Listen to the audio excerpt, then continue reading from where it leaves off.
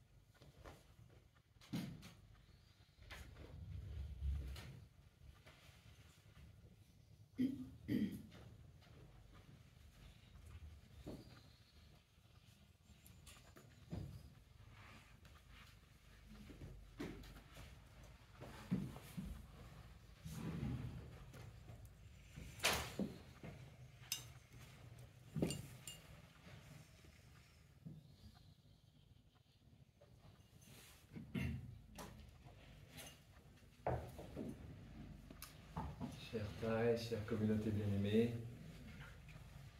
merci d'être là ce matin, de nous offrir votre présence et vos sourires. Et je propose que vous commenciez par offrir vos sourires à vos voisins de droite et de gauche, en reconnaissant la présence de chacune et de chacun, les différents joyaux dans cette sangha,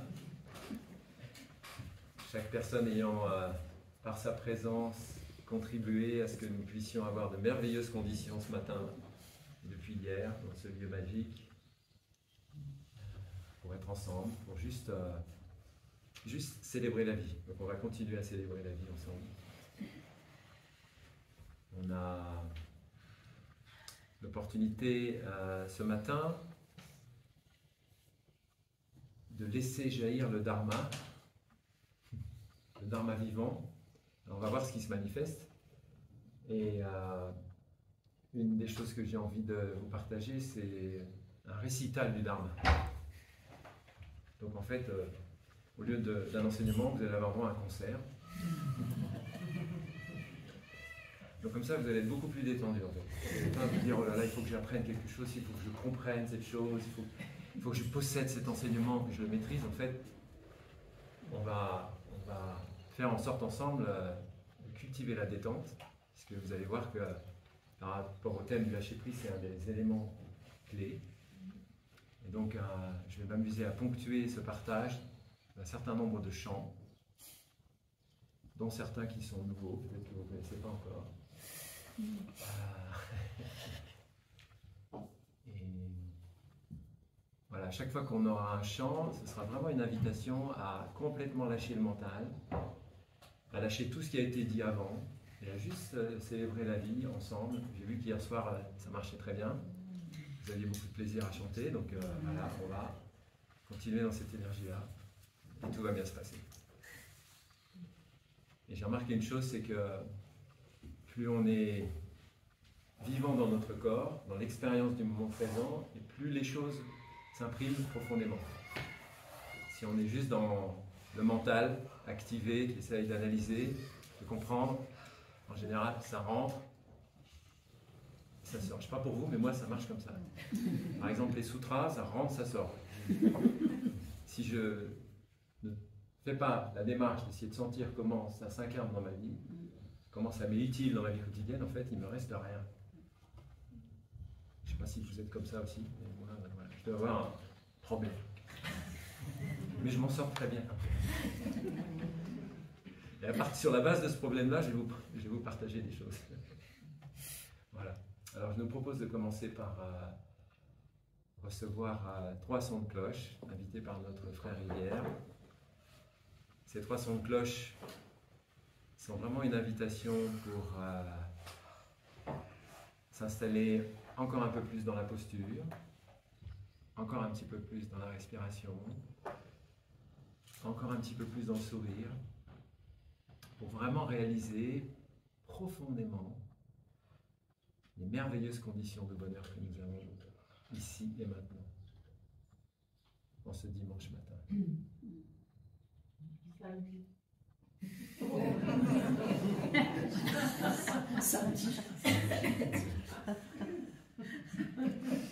Oh, ce samedi matin. Je vous ai dit que j'ai un problème, donc merci de...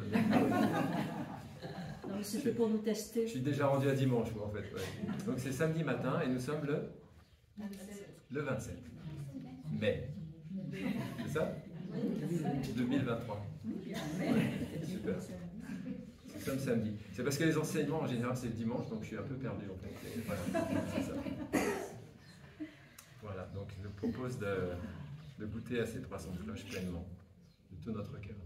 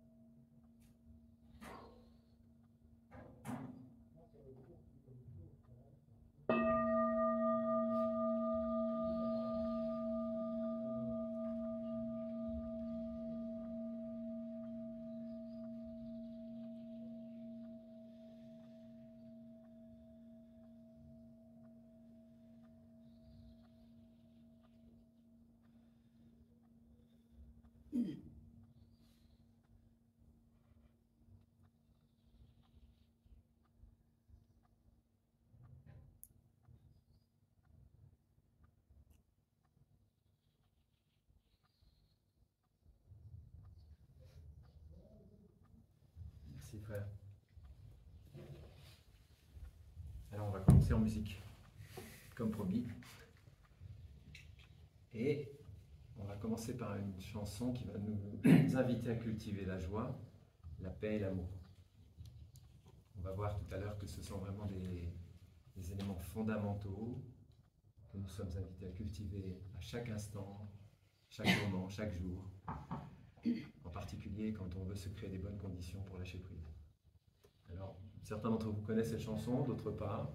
Vous pouvez la chanter avec moi ou la murmurer. Cultive la joie pour faire de chaque sourire et de chaque fleur des graines de joie dans le désarroi. Cultive la joie jaillira. Cultive la joie jaillira. Cultive la paix pour faire de chaque sourire et de chaque fleur des graines de paix dans tous les combats. Cultive la paix fleurira. Cultive la paix fleurira. Cultive l'amour pour faire de chaque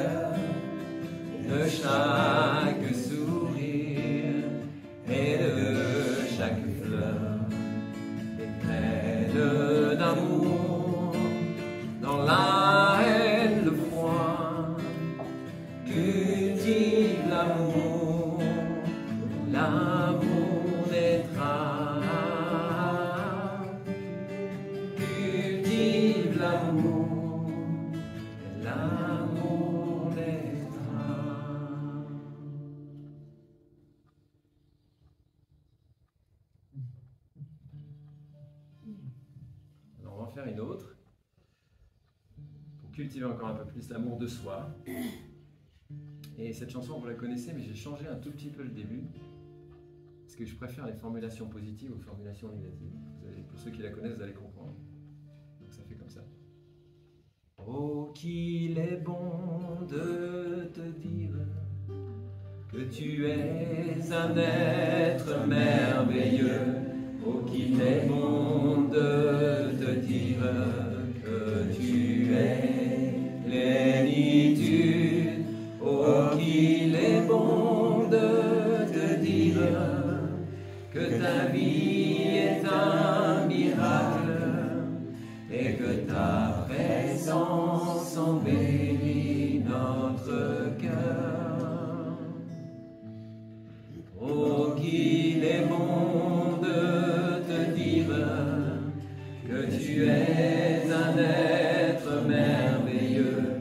Oh, qu'il est bon de te dire que tu es plénitude.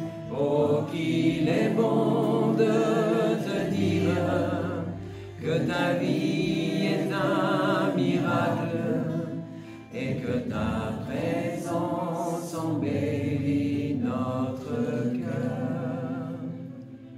Maintenant, vous pouvez poser vos mains sur votre cœur et vous allez vous la chanter à vous-même. Oh, qu'il est bon de te dire que tu es un être merveilleux. Oh, qu'il est bon de te dire que tu es plénitude. Oh, qu'il est bon de te dire que ta vie est un miracle et que ta présence embellit notre cœur.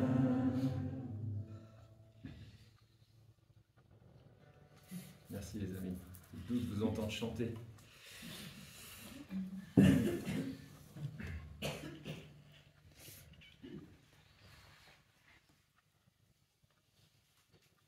Alors,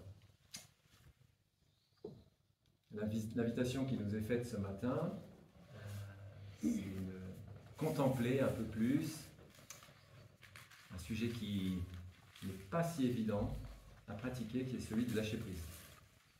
J'étais très heureux de découvrir que la Sangaléciste avait choisi ce thème. Quand j'ai vu le thème, j'ai fait « ouais !» C'est un thème que j'aime beaucoup et je sentais que j'avais beaucoup à apprendre. Et donc depuis que j'ai planté cette graine de contemplation sur le thème en moi, il y a beaucoup de choses qui ont fleuri, donc je ne sais pas comment ça va sortir. Ce matin j'ai essayé de me calmer parce que je voyais que ça sortait dans tous les sens. Voilà, donc je vais m'amuser avec tout ça. J'ai fait ce qu'on appelle un mind map par exemple. Donc vous pourrez prendre des photos, des documents que j'ai écrits si ça vous amuse. Et j'ai aussi cherché des exemples concrets dans ma vie quotidienne parce que c'est ça qui parle le plus. Et voilà, on va essayer de tisser tout ça ensemble, on va voir ce qui se passe. Et alors, il y a une chose qui m'est venue hier, à laquelle je n'avais pas pensé, c'est que je voudrais commencer par vous parler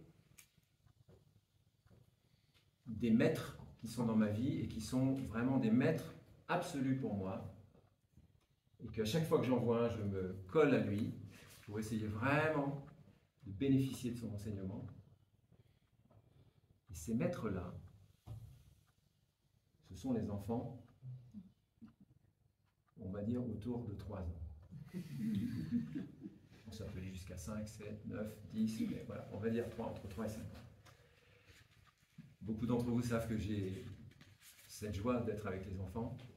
Et vraiment parce que je me suis rendu compte encore un peu plus récemment qu'à chaque fois, je reçois un enseignement d'une grande profondeur. Donc je vous invite avec moi à imaginer un enfant, comme c'était mon cas quand j'avais 3 ans, j'imagine, ou comme c'était le vôtre, ou comme c'était le cas de mes filles, qui, par exemple, a attrapé un objet qui appartient à un autre enfant et n'a pas du tout envie de le lâcher. Vous allez très très vite vous souvenir de choses comme ça. Mais alors pas du tout. D'accord ? Ou bien il n'a pas du tout envie de s'habiller.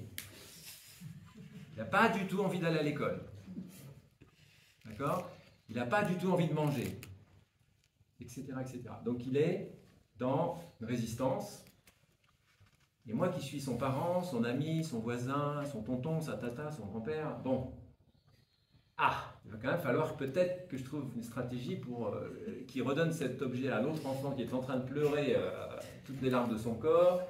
Ou bien, voilà, je sais qu'il va quand même falloir s'habiller pour sortir. Bon. Alors comment vous faites? Méthode classique.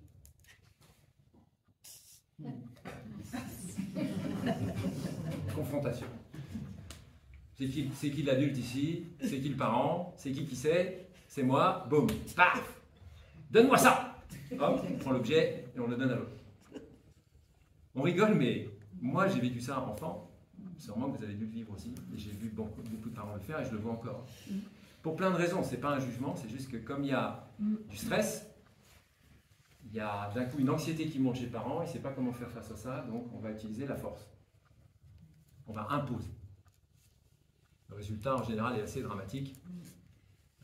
Soit l'enfant va partir en vrille, ça c'est la meilleure des options pour lui, il va partir en colère, et là tu ne contrôles plus rien.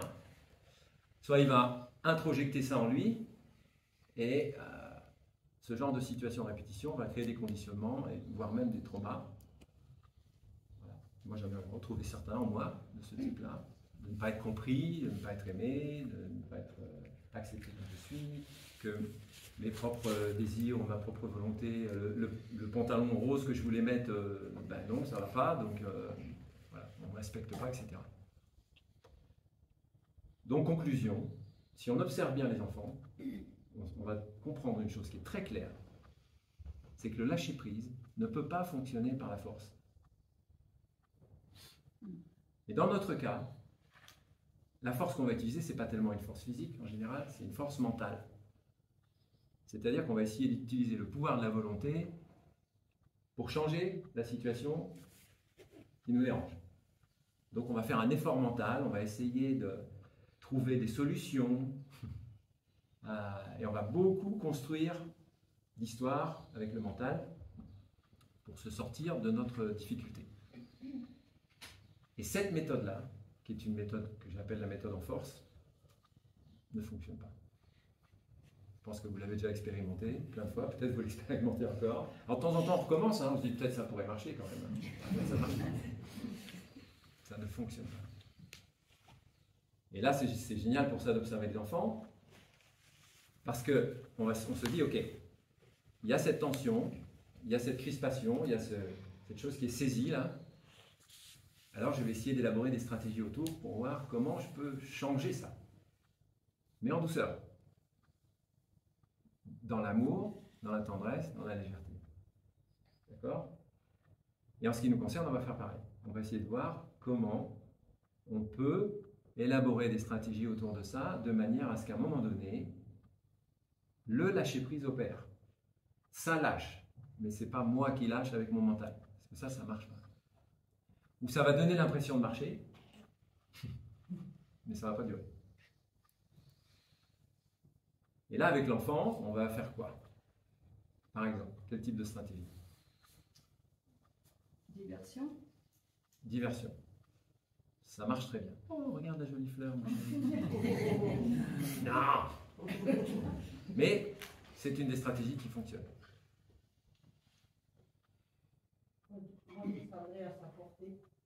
Descendre à sa portée, formidable. Donc se mettre au niveau de la chose telle qu'elle est et essayer de s'en rapprocher, en fait.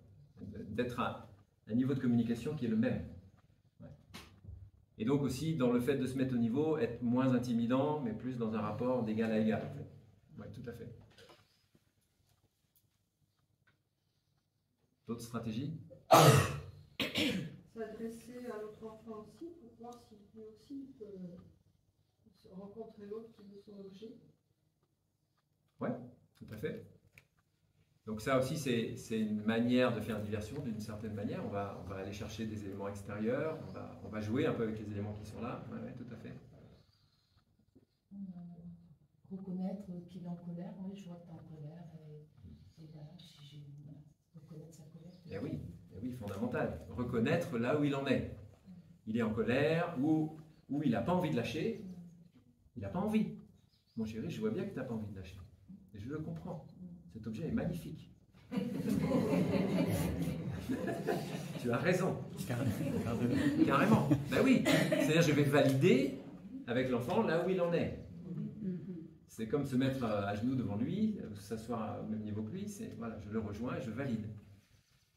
Donc intérieurement, on va voir que reconnaître, c'est fondamental. Pour ceux qui pratiquent déjà la pleine conscience, vous savez combien c'est fondamental. Mais on retrouve cette stratégie avec l'enfant. On reconnaît d'abord. D'autres? Communiquer, peut-être essayer de proposer de partager, de jouer avec l'autre. Oui, tout à fait. Donc on peut, en communiquant, élargir un peu le champ. Peut-être par exemple lui montrer que ça peut être intéressant de jouer avec l'autre. Finalement, pour l'instant il n'a pas vu ça, mais peut-être que je peux lui donner l'envie. Hein? Je peux orienter son énergie vers quelque chose qui donne envie. D'accord? Pareil pour nous, hein? On est attaché à quelque chose, mais si quelque chose de plus grand ou quelque chose de plus intéressant apparaît, oh bah en fait, peut-être que j'ai plus envie d'aller chercher cette chose-là, elle m'intéresse plus. Par exemple, si on parle en termes de dharma, je suis attaché à quelque chose ou à une personne, mais si je touche la liberté du détachement, clairement, j'ai plus envie d'aller vers ça.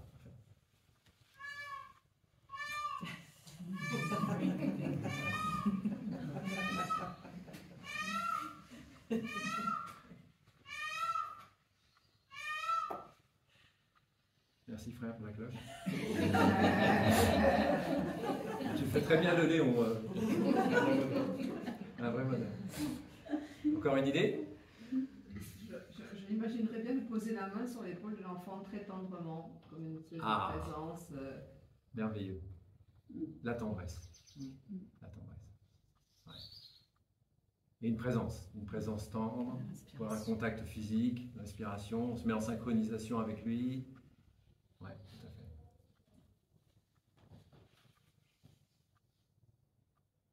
Bon, il y en a d'autres, on va les mettre au tableau. Alors,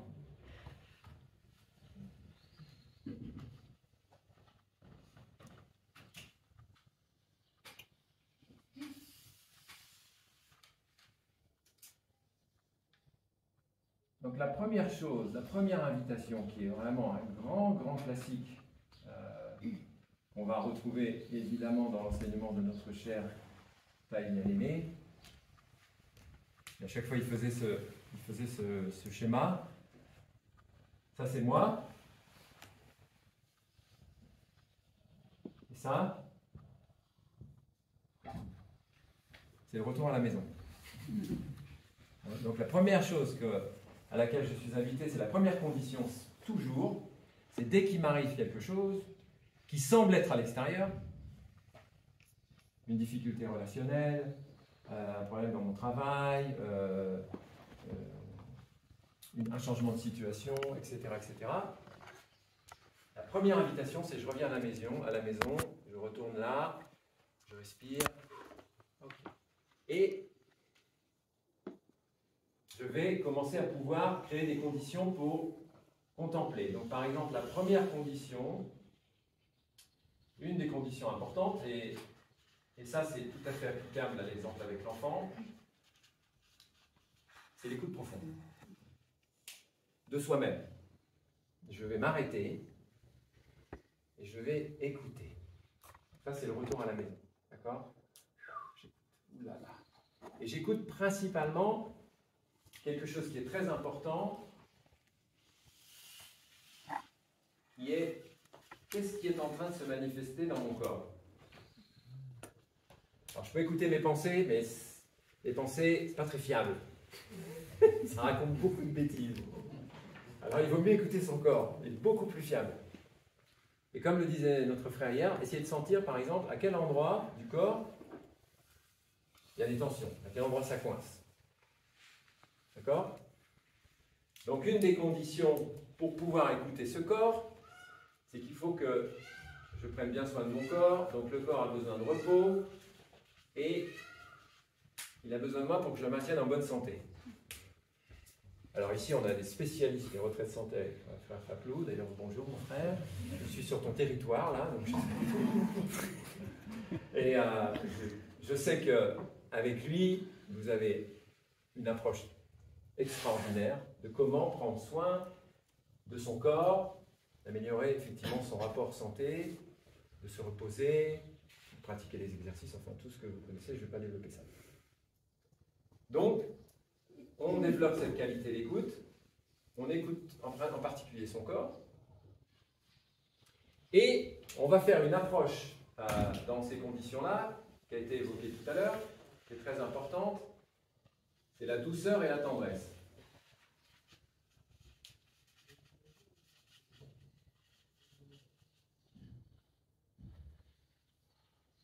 En général, il faut bien admettre qu'on est un peu rude. Pas seulement avec les autres, mais aussi avec soi-même. On est un peu brutal. Parce que on veut que les choses bougent vite, on veut que ça change, on n'aime pas tellement cette situation, ça ne convient pas. Et on a reçu aussi cette forme de brutalité, cette forme d'éducation. Donc là, on est invité à être dans la douceur, dans la tendresse. Ça veut dire pas d'attente, ça veut dire vraiment cultiver quelque chose qui est enveloppant, embrassant, qui fait du bien. Et pour ça, il y a une qualité essentielle à développer, une autre, c'est la patience. Oula, très très difficile. Encore pour moi aujourd'hui, c'est pas à gagner. J'ai des montées d'impatience des fois, très impressionnant. Donc la patience. Et la patience, c'est de l'amour. C'est aussi quelque chose de fondamental en termes de conditions du bonheur et en termes de conditions pour le lâcher prise, c'est l'acceptation. J'accepte la situation comme elle est. Je ne cherche pas à la changer. Et je vais cultiver la patience et la confiance en disant, ok, l'impermanence fera son travail, les choses vont bouger à un moment donné, dans un temps plus ou moins long, mais ça va bouger. Ça peut être 10 ans, mais ça va bouger. Ça peut être 15 ans, mais ça va bouger. Et ça, c'est l'enseignement de taille, c'est l'amour de taille, que je vois dans la sangha monastique, par exemple. Cette capacité que Taille a développée et nous a offert d'accepter les frères et les sœurs comme ils sont et de leur donner tout l'espace avec une patience infinie pour que les choses se transforment et pour que chacun puisse grandir à son rythme. Donc ça veut dire aussi que là, dans ces domaines-là, et si on s'en réfère à l'enfant, on évite de faire des projections sur l'autre en projetant nos propres désirs sur l'autre. En disant, il ne devrait pas être comme ça. Ou moi, j'aimerais qu'il soit différent. Je le trouve trop colérique, mon petit, là. Il n'est pas assez gentil avec les autres, etc. etc. Donc, on va cultiver aussi la conscience que nous sommes très souvent en train de projeter, et c'est notre cas aussi dans la communauté, on projette sur nos frères, sur nos sœurs, et ça nous fait souffrir. Et ça ne marche pas. Donc ça veut dire que là, on arrive à une autre pétale que j'ai appelée, alors celle-là elle est un petit peu plus difficile à saisir, on y reviendra tout à l'heure dans une deuxième partie, ça s'appelle le discernement. Et notre frère hier a évoqué le silence comme espace essentiel au lâcher-prise. Donc le discernement arrive dans le silence. Discernement, dans l'enseignement de Taille, ça s'appelle la vision profonde. La vue juste. En anglais, on dit insight, ça sonne bien. Donc, on va cultiver aussi des espaces de silence en nous pour pouvoir laisser jaillir une compréhension de la situation qui ne soit pas formatée par le mental, mais qui soit vraiment une compréhension qui vient des profondeurs. C'est ça le discernement. Ok? On reviendra là-dessus tout à l'heure. Et pour qu'il y ait du discernement et du silence, on est invité à cultiver le calme, la paix, la tranquillité. Ça, c'est ce qu'on a fait ce matin, dans la méditation. Donc ça, par exemple, on va dans la forêt, ça marche très bien.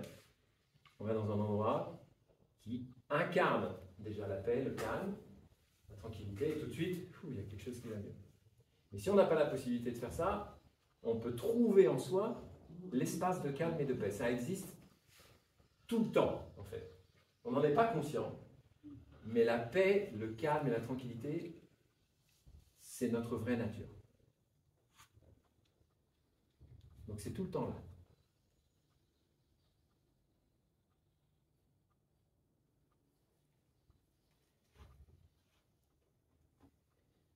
Alors on va faire l'expérience. Juste ça. On va profiter du son de cloche pour revenir à soi et toucher, faire l'expérience intérieurement d'un espace de calme et de tranquillité. Même s'il y a beaucoup de choses qui sont agitées en nous, on va trouver dans le corps un espace de paix, de tranquillité. Et on va respirer avec.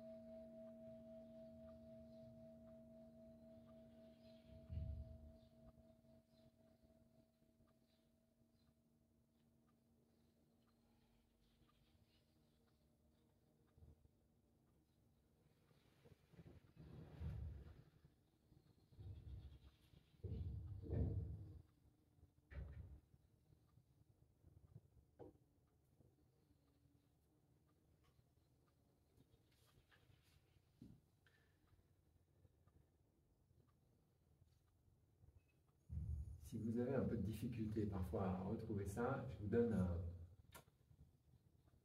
un tuyau. Si vous avez une douleur quelque part dans le corps, ou imaginons que vous soyez brûlé le bout du doigt, je ne sais pas si ça vous est déjà arrivé. Une brûlure comme ça, même petite, c'est très intense comme souffrance. Vous coincez le doigt dans la porte, alors ça c'est plus embêtant. Si vous vous posez, fermez les yeux et vous observez cette douleur dans votre corps maintenant, ou bien cette douleur au bout du doigt, vous allez voir qu'elle est effectivement très intense, mais qu'elle est aussi limitée dans l'espace. Qu'elle ne prend pas tout l'espace. Même s'il y aurait une tendance d'inflation, on va dire, du mental, qui va amplifier ça et qui pourrait en faire quelque chose de très, très vaste. Mais en réalité, dans le corps, c'est limité. Donc on peut trouver par contraste, autour de cette tension, autour de cette douleur, le calme. Et vous allez toujours le trouver. Il y a toujours un endroit autour où ça y est, il y a comme une séparation à un moment donné. On voit qu'il y a autre chose que la douleur, il y a autre chose que la peine. Et cette autre chose, on peut l'identifier comme étant la paix, le calme, la tranquillité. C'est quelque chose qui est de l'ordre de l'espace, qui est vaste.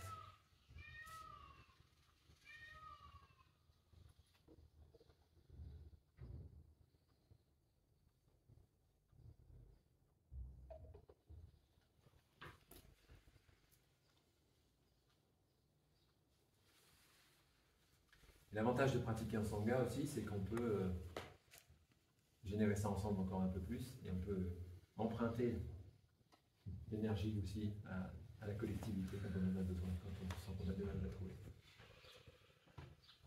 Donc, je continue dans mes conditions. Conditions, ce que je suis en train de dessiner là, c'est les conditions qui vont favoriser, évidemment, le bonheur, donc ce qui veut dire le lâcher prise. Quelque chose qui va se détendre. Et justement, une des conditions qui va venir ensuite, c'est la détente. C'est le relâchement. Alors là, c'est pareil. Avec la détente et le relâchement, on en parlera peut-être un peu tout à l'heure, on ne peut rien forcer.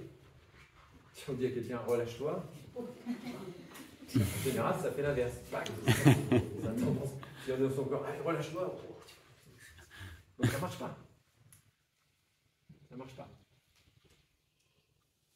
Donc on est invité, là aussi, à cultiver un rapport à soi-même, à travers l'écoute du corps, la tendresse, la patience, le silence et la paix. Petit à petit, ça va se détendre.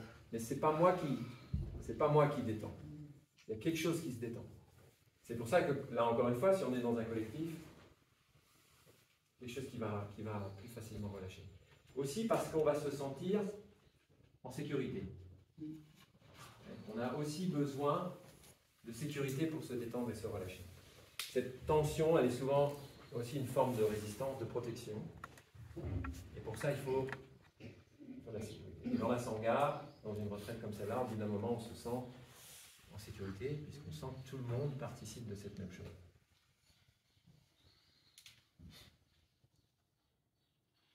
Autre élément important, la joie.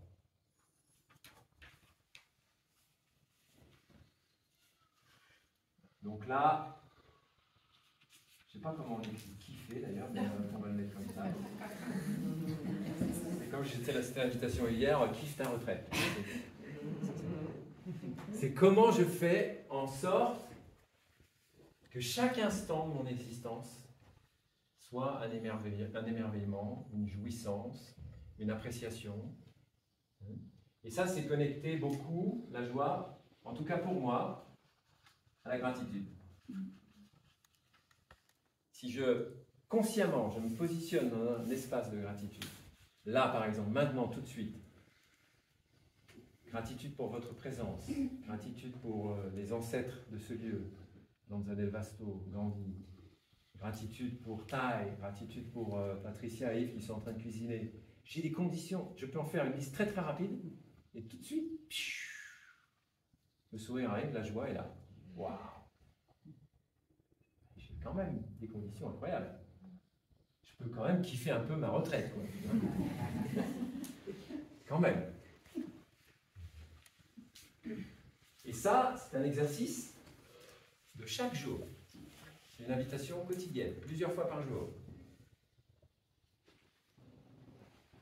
Au village, on le traduit même par, on peut se faire un petit carnet de gratitude, un petit carnet d'émerveillement, et on écrit le soir 3-4 émerveillements, 3-4 gratitudes, et là tout de suite on s'endort beaucoup mieux. Waouh!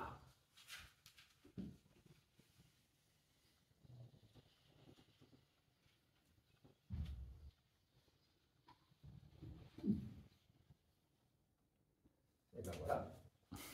Et puis il y en a un autre à découvrir.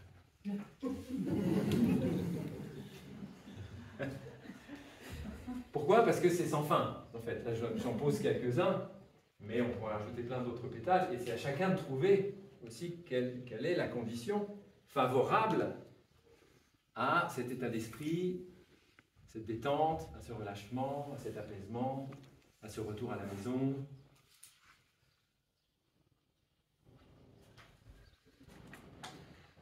Donc ça, c'est ce que j'ai appelé, c'est une invitation pour nous tous, d'être des jardiniers, n'est-ce pas? Donc cultiver. On va gentiment cultiver ça à travers les moments de notre vie quotidienne et à travers aussi les pratiques, par exemple dans la retraite, les différentes pratiques qu'on va faire, la marche, la relaxation, aussi, le repas, on va cultiver encore et encore, et on va être des jardiniers consciencieux. Et cette fleur, mon tableau est un peu petit, mais cette fleur, bien sûr, elle est enracinée dans la terre-mère. Okay. pousser, elle s'appuie sur l'énergie vitale et la créativité.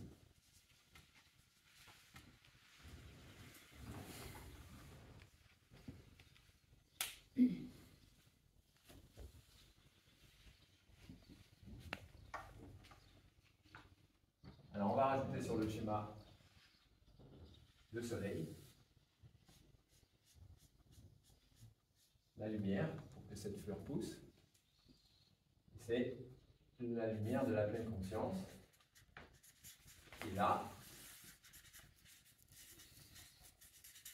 qui va éclairer, qui va nous aider à être plus clairs dans notre façon de voir les choses, puisqu'on fait ce retour à la maison, avec l'énergie de la pleine conscience. En s'entraînant quotidiennement, on voit avec plus de clarté, plus de discernement, ce qui est en train d'apparaître. Et si ce qui est en train d'apparaître, c'est une graine ici de colère, par exemple, ou de tristesse,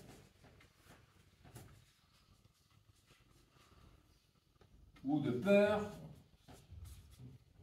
etc., etc., etc. Donc si je vois cette graine qui aurait tendance à germer là, qui commence à faire des feuilles,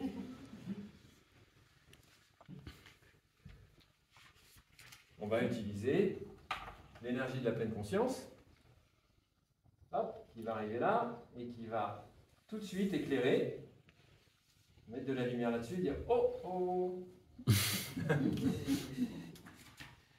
Quelqu'un disait tout à l'heure par rapport aux enfants, c'est ça, on voit que l'enfant est en colère, on va reconnaître, on va identifier cette chose, on ne va pas l'écraser du pied comme ça, mine de rien, comme si on ne l'avait pas vu. On va la reconnaître, mais plus on la reconnaît tôt, à son état de germe, plus c'est facile. On va pouvoir l'embrasser facilement. On va peut-être la déraciner tranquillement, puis on va la remettre à la terre-mère. On va faire du compost. Et on va faire comme ça pour toutes ces graines-là. Et nous, on ne fait rien, c'est la terre-mère qui fait le travail. Et c'est comme ça qu'on pratique au village des pruniers les touchés de la terre, par exemple. Surtout quand on est un peu débordé, là, quand on a laissé le jardin, c'est parti un peu en vrille, là. Là, on a encore plus besoin de la terre-mère pour nous aider. Et peut-être on a besoin de la sangha aussi. Parce que dans mon jardin, là, ce serait bien d'avoir quelques bouffeurs. Je ne m'en sors pas. Quelques membres de la communauté pour venir désherber. Et de l'autre côté, on a... Alors mes frères, ils m'ont gentiment bricolé le tableau, c'est génial. Donc on a ici un nuage, parce qu'il nous faut de la pluie, évidemment. Et en général, on dit dans notre tradition, on dit c'est la pluie du Dharma. D'accord? Alors on a la pluie du Dharma, qu'on a juste à laisser couler sur nous. Et là, le Dharma, pour faire simple, c'est deux choses que Tai nous répète en permanence.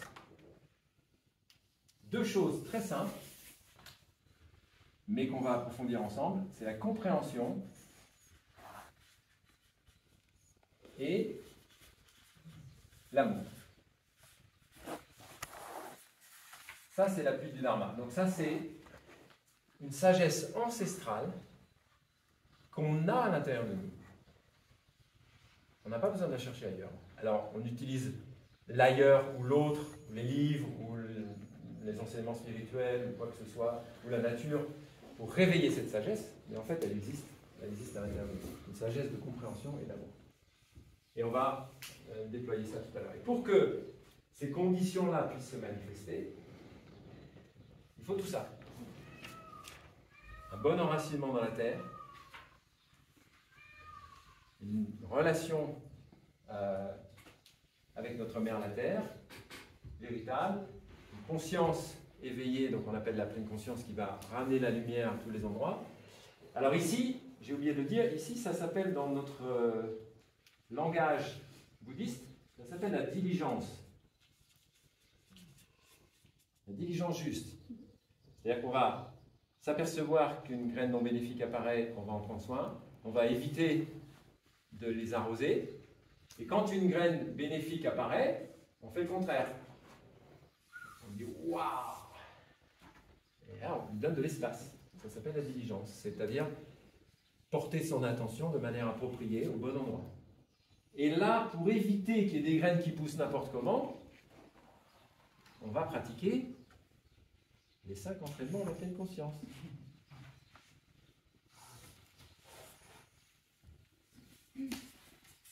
Pour ceux qui ne connaissent pas, je vous invite à aller sur le site du village des Pruniers ou à demander à nos amis ici, pardon, j'ai un peu brouillon mon affaire, les 5 entraînements à la pleine conscience.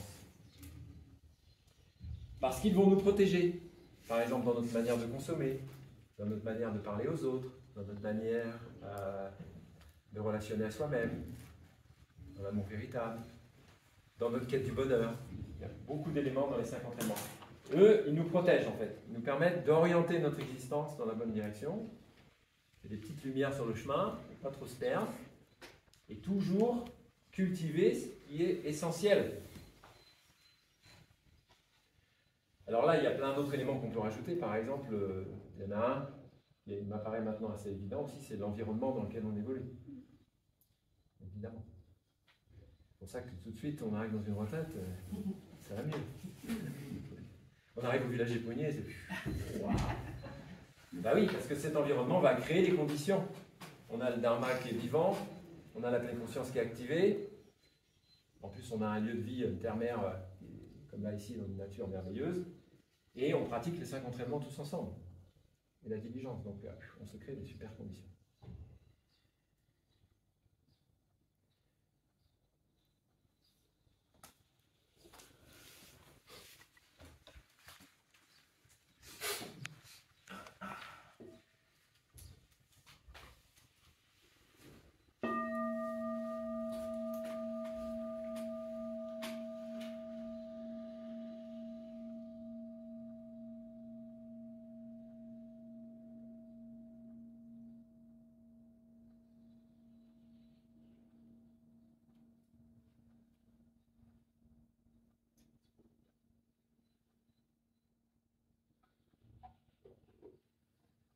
Je faisais premier récital du Dharma, il serait temps d'avoir une chanson peut-être. Ça tombe bien, c'est la fin de la première partie de l'enseignement. Alors, une chanson que peut-être vous ne connaissez pas encore, composée par Frère Trésor, sympa autant, qui était là l'année dernière, donc je me suis dit que c'est quand même sympa de l'appeler à être là avec nous, avec un autre jeune frère qui est musicien, et qui fait comme ça. Elle est assez facile, il y a quelques phrases que vous allez pouvoir repérer et chanter avec moi. Je n'ai pas beaucoup chanté encore, donc ça va peut-être se mélanger dans ma tête. Mon sourire peut déplacer la montagne, peignant la joie jusqu'au ciel, comme la vapeur de l'océan. Il continue en chaque instant. Ma parole peut déplacer la montagne, apportant la paix en chaque son, comme la vapeur de l'océan. Il continue en chaque instant. Mon esprit peut déplacer la montagne au-delà de l'espace et du temps, comme la vapeur de l'océan. Il n'est jamais né et ne mourra jamais. Il continue dans tous les temps. Vous pouvez essayer de chanter avec moi si vous voulez comment ça marche. On commence par le solo. Mon sourire peut déplacer la montagne, peignant la joie jusqu'au ciel, comme la vapeur de l'océan. Il continue en chaque instant. Ma parole.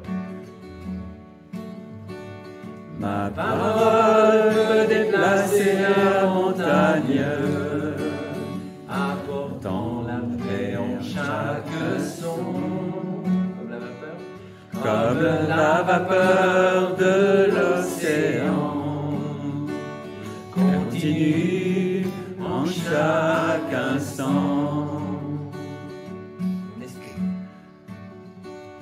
Mon esprit peut déplacer la montagne, Au-delà de l'espace et du temps. au-delà de l'espace et du temps, comme la vapeur de l'océan. Il n'est jamais né et ne mourra jamais, Continue dans tous les temps. Il n'est Jamais né et ne mourra jamais, continue. dans tous les temps.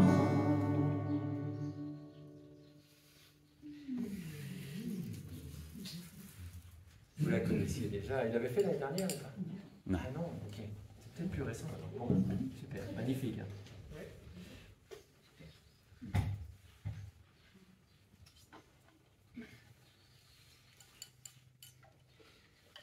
Bon, alors.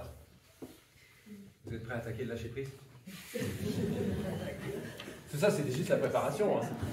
Pour vous mettre en route, parce que sinon, on va quand même finir par aborder ça. Alors, on va essayer de s'amuser avec ça. Lâchez prise. On va faire un truc comme ça.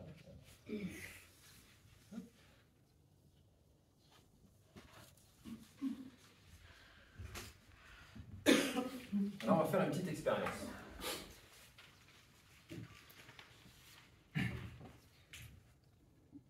Parce que je vous ai dit que ça se passe dans le corps. D'accord? Alors, si vous voulez bien, vous allez faire comme moi. Vous allez serrer vos poings. Voilà. Du plus que vous pouvez.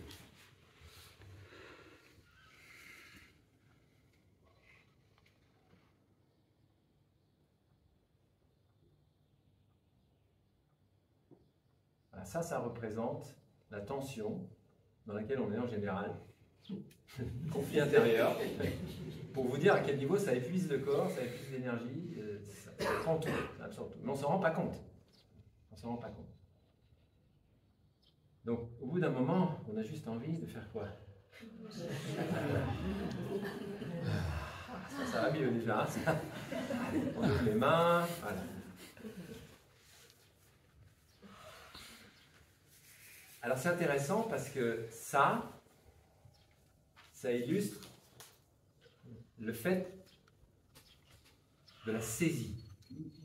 D'accord? Parce qu'on a saisi quelque chose et on n'arrive pas à le lâcher. C'est là, on a attrapé quelque chose. C'est la prise dans l'histoire. Et le lâcher, c'est ça. Au bout d'un moment donné, ok, ça se remet à circuler. La vie reprend son cours, elle circule. Donc au lieu d'être arrêté par la saisie, le mouvement se met en route à nouveau. Et lâcher prise, j'aime beaucoup ce mouvement parce que c'est les paumes ouvertes vers le ciel. C'est comme si on avait enfermé plein de papillons. On ouvre et on laisse les papillons s'envoler. Mais nos mains sont comme un réceptacle qui continue à soutenir. Donc lâcher prise, c'est très différent de laisser tomber, d'abandonner. C'est soutenir, c'est continuer à soutenir, mais dans le relâchement. Sinon, c'est pas du lâcher prise. C'est je m'en fous. C'est la résignation, peu importe. Enfin, voilà. On va trouver aussi des stratégies parfois et on en a besoin. On va essayer, on va jouer comme ça. Mais si on est vraiment dans cette culture du lâcher prise, on va plutôt continuer à soutenir. D'accord? Donc on pourrait illustrer que laisser tomber, on a les mains dans ce sens-là, pof, et on lâche, voilà. Bon, ça peut être une image qui peut nous servir. Donc on voit tout de suite, en faisant simplement ce petit exercice, on voit tout de suite le bonheur du lâcher prise. Et pourtant, il y a tellement de résistance. Alors on va essayer de comprendre pourquoi. Je ne sais pas si on va y arriver, mais on va s'amuser. C'est pour ça que moi j'ai fait un mind map, j'en ai mis partout, donc c'est drôle. Alors, déjà, je parle d'une chose ici, qu'on entend pas mal dans l'enseignement de taille, qu'on nomme la saisie. Grasping en anglais, ce truc qui attrape. Et ça, si on observe bien, on est quasiment tout le temps en train de faire ça. Pour une raison, pour moi, qui m'apparaît assez clairement, il y en a peut-être d'autres, mais en tout cas, il y en a une qui m'apparaît assez clairement, c'est que nous avons une tendance à l'identification. Une tendance forte. Très forte. Et quand on commence à comprendre ça, déjà ça va mieux. Alors on s'identifie à quoi? Alors on s'identifie d'abord, pour commencer par le basique, on va retrouver les éléments que vous connaissez dans l'enseignement. On s'identifie d'abord à notre corps.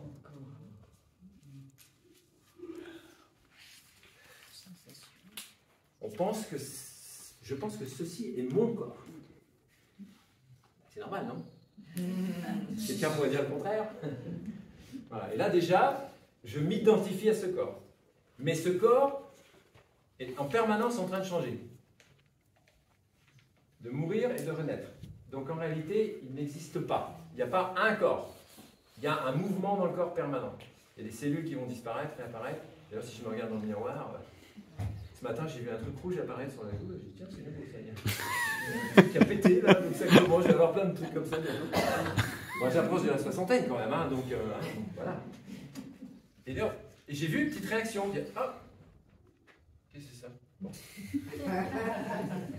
Donc, on s'identifie. On s'identifie au corps.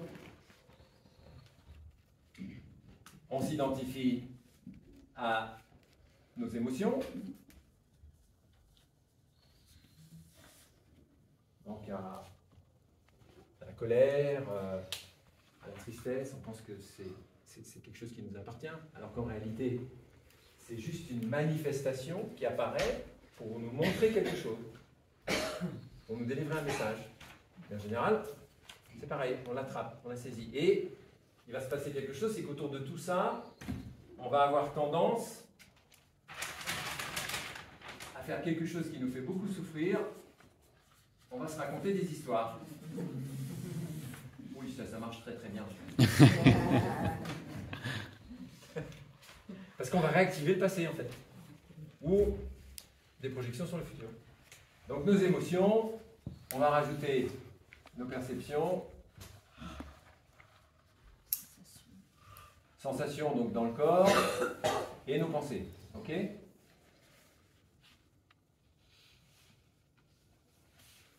Voilà. Et à chaque fois, si on ne fait pas attention, on s'identifie. Perception sur quelqu'un d'autre, sur soi-même, puis on pense qu'on a raison, parce qu'on a compris. Pensée, alors là, on se fait attraper aussi. Donc, notre cheminement en pleine conscience, c'est d'arriver à se rendre compte qu'on a saisi quelque chose parce qu'on est en train de s'identifier à un de ces éléments-là et qu'à partir de là, on se crée une histoire qui n'a rien à voir avec la réalité, ou très peu, et qui en général tourne en boucle. Ça raconte toujours la même. On la connaît bien d'ailleurs, c'est pratique. Puis en général, on l'aime bien aussi, on a fini par s'y habituer. Si on est voilà, habitué à être dans un schéma un peu victimaire, ben on va reproduire le schéma victimaire. C'est encore à moi que ça arrive, et je vais trouver des raisons pour justifier ça, etc. D'accord? Donc là, on voit, il y a un axe qui est intéressant, qui se manifeste.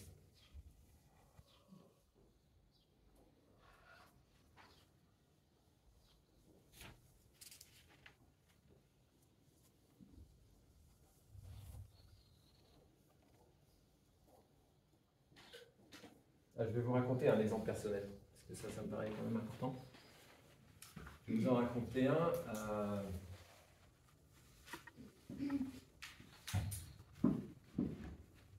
Ouais, je vais prendre celui-là.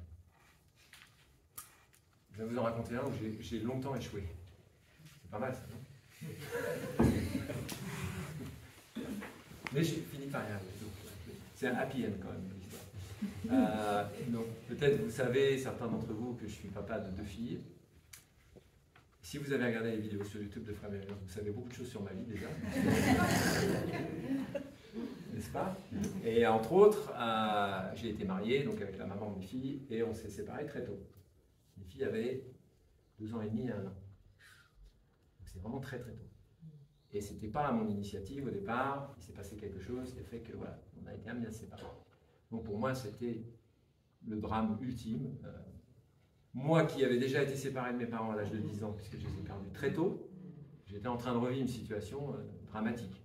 Parce que j'avais un idéal de famille extraordinaire. Je me disais, ouais, ça y est, enfin j'ai une famille, des enfants, reproduire ça, le bonheur. Et hop, la vie a décidé que ça n'existerait pas sous cette forme-là. Bon, grâce au fait que j'étais déjà un pratiquant, mais pas encore du village des pruniers, mais j'avais quand même la pratique de la méditation. J'arrive à traverser ça tant bien que mal, aussi en me faisant accompagner en thérapie, et on arrive à peu près harmoniser notre relation avec la maman, avec qui je suis maintenant très ami, et qui vient régulièrement au prunier, qui va venir d'ailleurs bientôt. Mais à l'époque, voilà, on traverse cette période, et on se sépare, chacun dans une maison différente, et on partage l'espace des filles moitié-moitié, moitié de semaine. Et pendant des années, j'ai eu beaucoup de mal à lâcher, non pas la fin de la relation avec elle, avec la maman, mais le fait de ne pas être avec mes filles à plein temps. C'était quelque chose qui revenait très souvent. Quand j'étais pas avec elle, j'avais cette pensée, j'avais cette douleur de ne pas pouvoir partager. Par exemple, j'allais à la mer, j'allais me baigner, j'aurais voulu qu'elle soit là pour partager ça avec moi. Ça revenait tout le temps, tout le temps, tout le temps. Et c'était terrible en fait. Et je n'arrivais pas vraiment à me libérer de ça. Ça a duré longtemps. Et petit à petit, j'ai pu accepter ça, accepter de le regarder, accepter de rencontrer ça, en étant accompagné principalement à ce moment-là en thérapie, et toucher en moi la douleur et la peur d'être à nouveau abandonné. La difficulté à être seul, la peur d'être à nouveau abandonné, qui était celle que j'ai touchée quand j'ai perdu mes parents.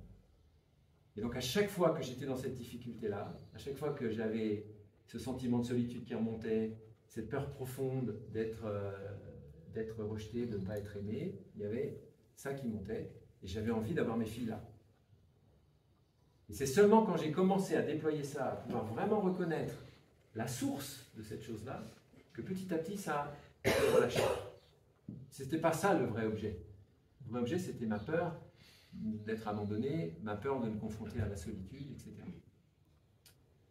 Donc après, ça s'est libéré, heureusement, mais ça a pris des années.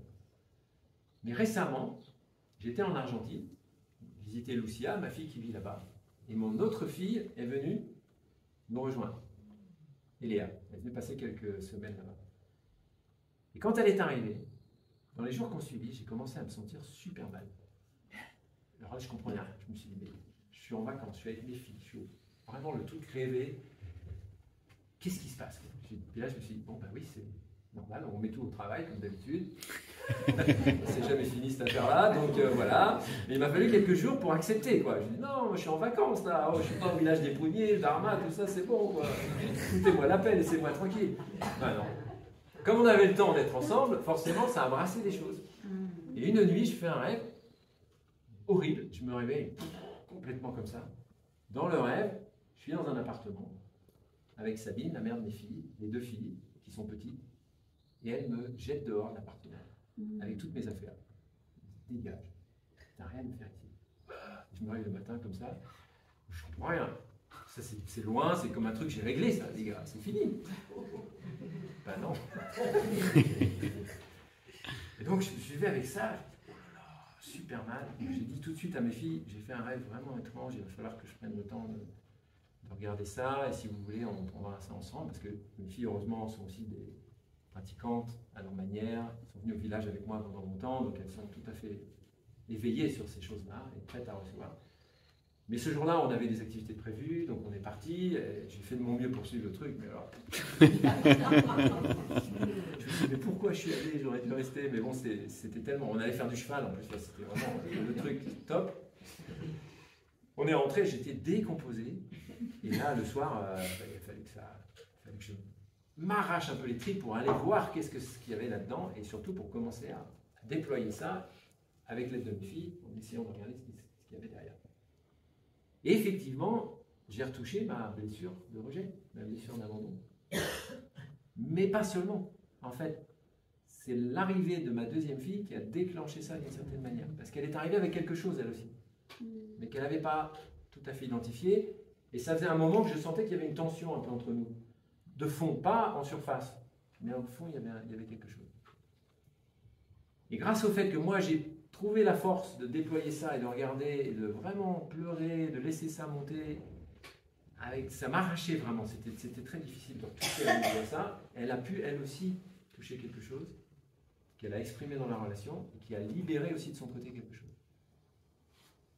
Et vraiment, le fait d'avoir reconnu ça, d'avoir embrassé ça, ça a complètement changé le reste, qui est devenu les vacances.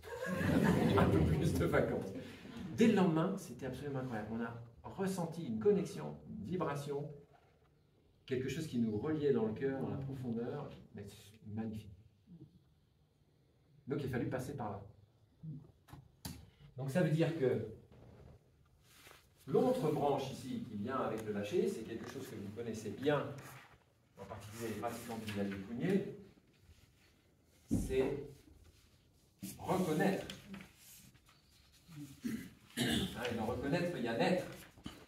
Donc il faut d'abord reconnaître, accepter de reconnaître, de voir. Moi, j'étais pas trop prêt à reconnaître, donc il y a un rêve, paf, il y a des... Oh, j'avais pas tellement envie de reconnaître à ce moment-là, j'étais pas là-dedans. Mais le rêve était tellement intense que j'ai vu que j'avais pas le choix. Mon inconscient m'a poussé à ça. Donc c'est reconnaître, ensuite accueillir.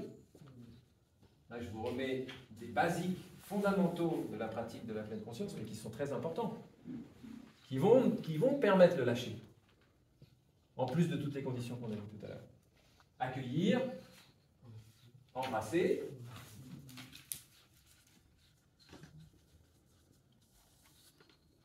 et moi j'aime bien ici mettre confier.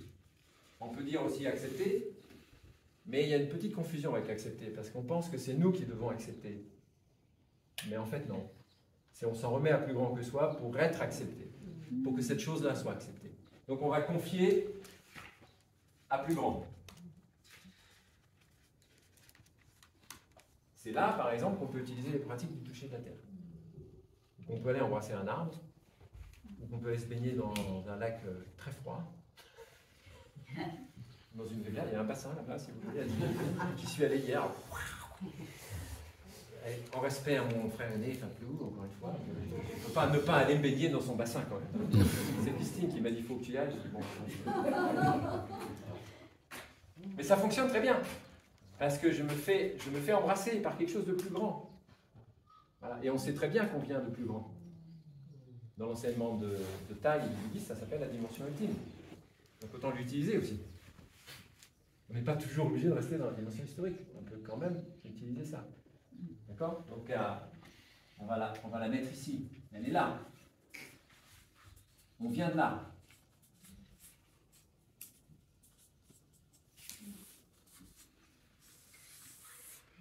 Ça veut dire cet endroit où on n'est pas identifié, la dimension ultime ou la dimension absolue. Bon, ça c'est un des fondamentaux de l'enseignement dans lequel on va toucher à l'impermanence, l'inter-être, la non-forme, la non-poursuite. C'est toute une somme d'enseignements et de compréhension, mais qui nous fait simplement toucher du doigt qu'en fait, on est bien plus que cette forme-là. C'est ce que j'essayais de vous faire sentir tout à l'heure. On est bien plus vaste que ça. Mais on se fait attraper, on se remet dans cette petite boîte, dans cette forme d'identification. Et ça, on peut le toucher intérieurement en méditant, et on peut le toucher extérieurement, simplement en étant dans la nature et en s'émerveillant d'un arbre. Si vous avez vu le cèdre qui est là, si ça, c'est pas la dimension ultime, si ça ne nous rend pas humble, et ça ne nous met pas en connexion avec le plus grand, alors Il faut chercher autre chose. Mais... ça marche assez bien quand même. Hein. J'ai vu d'ailleurs plusieurs personnes s'en rapprocher, moi-même j'y suis allé. Pour moi, c'est le vénérable du lieu. C'est comme le tilleul au Amulio. Donc je suis allé le saluer. Je dis merci d'être là, parce que pour moi, il a une sagesse ancestrale, plusieurs centaines d'années. Il me fait du bien. D'accord? Donc, on a ce processus. Et ça va faire recirculer la vie. Ça va réactiver les choses. Au lieu que ça reste crispé, hop, ça se remet en mouvement. Et donc, ça va pouvoir porter des fruits et donner des jolies fleurs, comme celles qu'on avait tout à l'heure.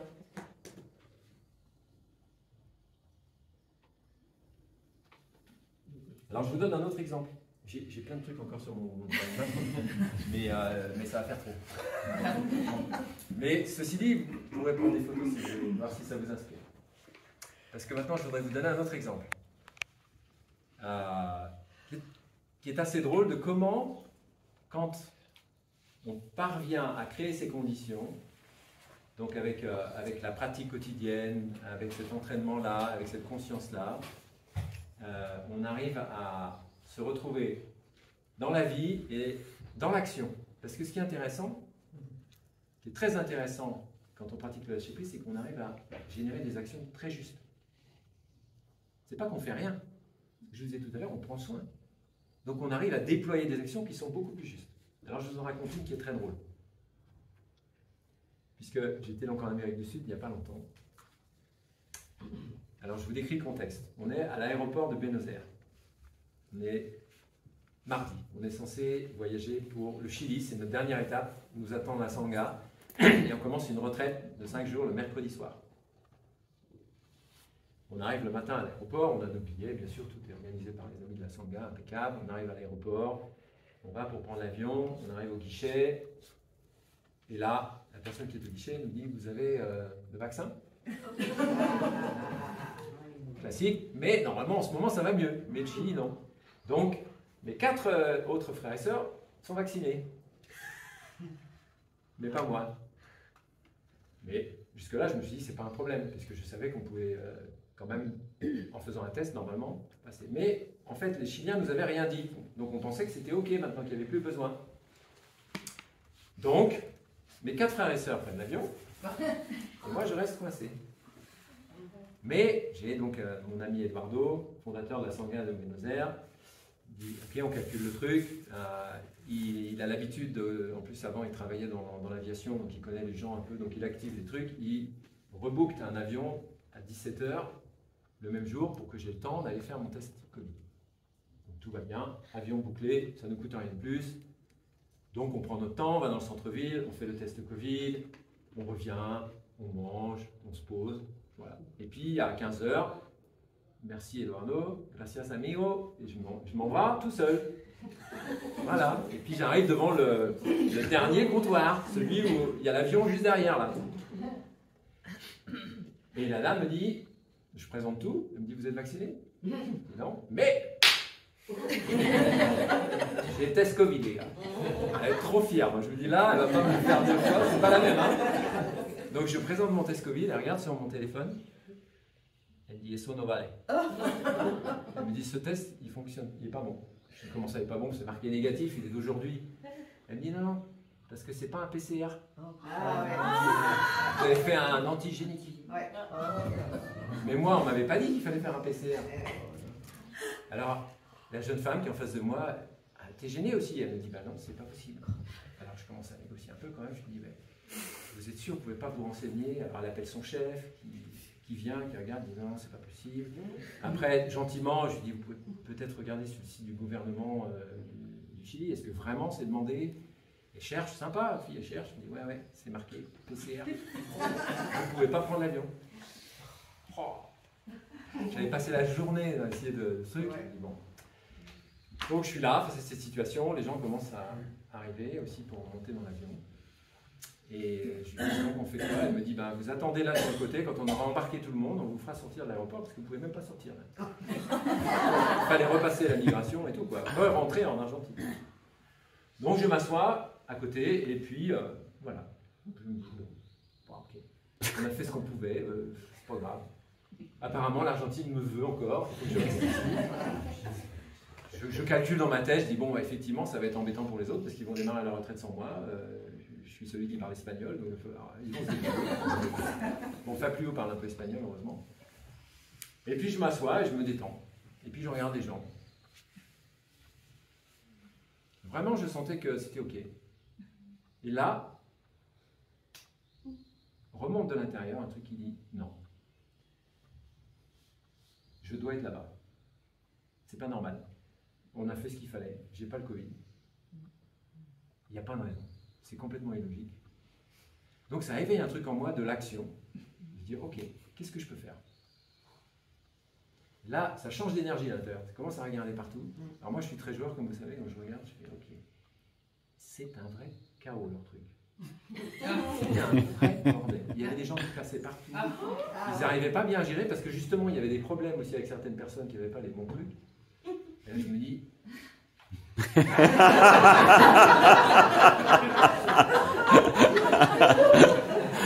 y a peut-être moyen de profiter du chaos. Et il y avait un pilier, pas très loin, donc il y avait le pilier, derrière il y avait le comptoir, ils étaient trois, et entre les deux, les gens passaient. Et l'avion était juste derrière. Je vais aux toilettes, j'enlève ma robe. Parce que, attends, si je passe avec ça, je suis foutu. Donc j'enlève la robe, j'enlève les lunettes. Touriste quoi, le gars, normal. Voilà, j'enlève le béret, tout, voilà. Et je me cale derrière le poteau. Donc pour vous la faire quand même, si ça vous plaît. Je me cale derrière le poteau, comme ça. Et puis je vois les gens qui arrivent, c'est un peu le chaos là. Et puis il y a les trois autres qui sont derrière qui essayent de gérer. Et puis il y a le couloir comme ça, il y a une grande vitre là, des grandes vitres. Je vois les gens qui rentrent. Et puis j'attends. Et je me dis à un moment donné, ça va être mon moment. Donc je suis avec mon gros sac à dos, mon petit sac à dos, un peu en bas, comme ça que ce soit discret. Et là à un moment donné, je vois trois gars avec des gens arrivés bien solides. Il me dit ça c'est un bon écran pour passer derrière. Donc les gars ils sont là, ils arrivent, ils se glissent vers le comptoir et là je fais ça. Je me mets derrière eux et je me glisse entre le avec mes sacs, hop, je prends le couloir pour aller à l'avion. Je me retourne pas évidemment, je suis avec mes sacs comme ça. Et j'arrive jusqu'à l'avion. Je m'installe dans l'avion, je dis ouais ça c'est pas mal.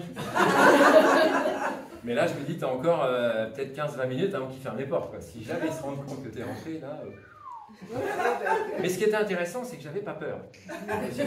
Parce que dans cette clarté là, il n'y avait pas de peur en fait. Il y avait un truc qui dit je suis dans quelque chose de juste. Et s'il m'attrape, je dis ok. Désolé, j'ai tenté mon coup, ça n'a pas marché. Bon, je parle bien espagnol, donc je peux négocier l'affaire. Bon, voilà, peut-être qu'ils n'auraient pas été contents, mais bon, je pense pas qu'ils mettent quelqu'un en prison pour ça. Sinon, je l'aurais été voir comment c'est là-bas. Mais j'étais vraiment super confiant, donc je suis dans l'avion. En plus, j'avais ma place puisque j'avais mon billet. Donc voilà, j'essaie de me détendre. Je mets mon masque pour pas voir là. J'écoute les bruits, je dis bon. Et là, au bout d'un moment, j'entends la porte qui se ferme. Et voilà, l'avion a décollé, je suis arrivé au Chili. Et là, je me suis dit, bon, maintenant, il faut gérer en arrivant au Chili. Mais dans ma tête, je me suis dit, à partir du moment où ils contrôlent là, une fois que tu es là-bas, à mon avis, il ne va rien se passer. Et je suis sorti de l'aéroport, comme une fleur en 10 minutes, en plus, super vite par rapport à d'habitude. Il y avait un ami de la Sangha qui est venu me récupérer. Et voilà, je suis arrivé au Chili. Et dès le lendemain, j'ai pu rejoindre la retraite, heureusement, parce que c'était une grosse retraite, il y avait 100 personnes. Voilà. Donc c'est intéressant aussi les bénéfices du lâcher-prise, hein, qui va générer quelque chose de l'ordre de l'action juste et de la non-peur.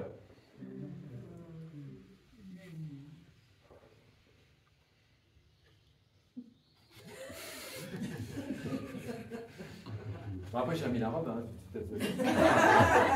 Alors après j'ai raconté ça à mes frères et sœurs. puis la sœur aînée, elle a dit, ah bah heureusement que tu avais enlevé ta robe. Qu'est-ce qu'elle a dit là? C'est limite, hein.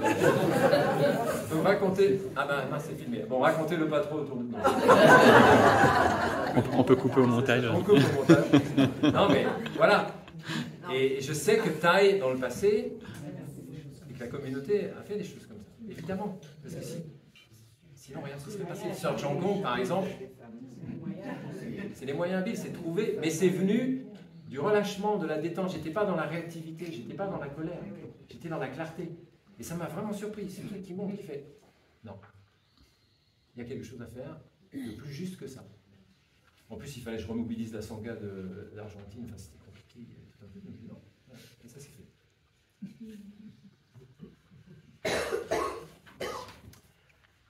Chers amis, je nous propose de finir avec une chanson. Justement, on va invoquer l'esprit de Sœur Jangong.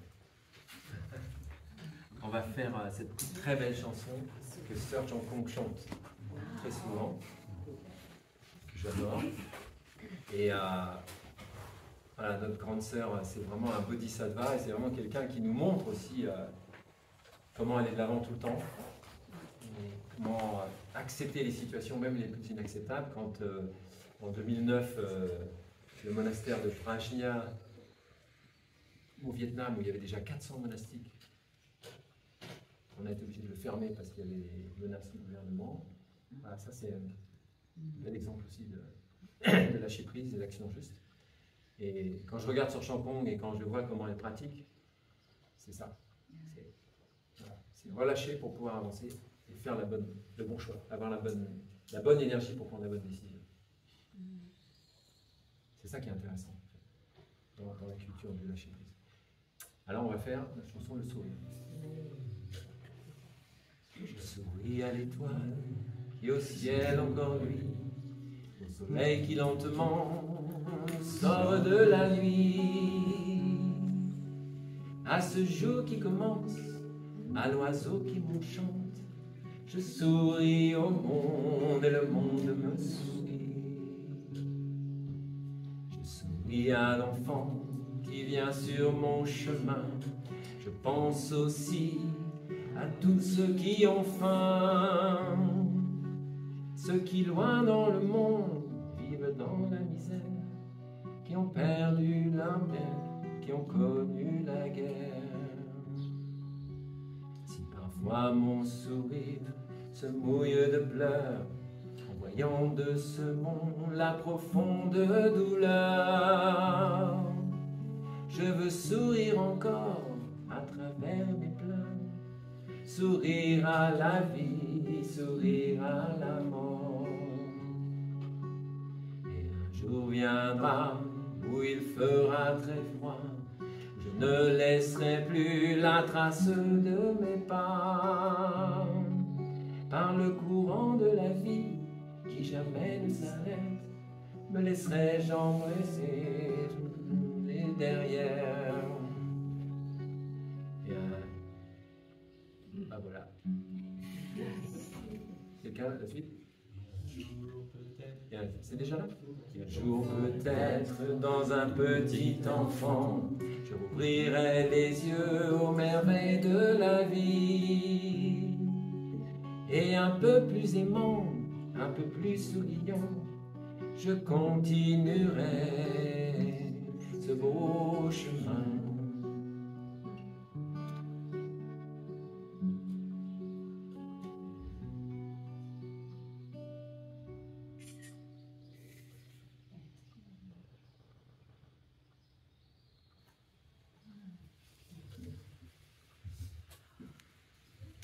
C'est l'émotion.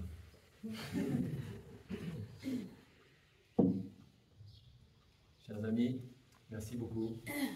Merci beaucoup pour votre présence, pour votre qualité d'écoute et pour être ensemble qui a permis de manifester ce qui s'est manifesté. Donc, je vous propose de finir avec 3 sons de cloche.